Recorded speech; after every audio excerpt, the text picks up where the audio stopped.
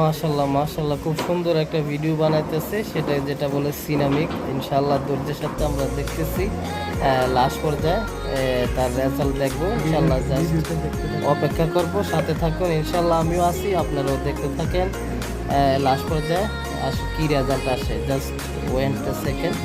মাশাল্লাহ দেখেন, ওয়াও, একদম সেই রকম ভিডিও। আসলে কষ্ট করলে সবই সম্ভব। চমৎকার।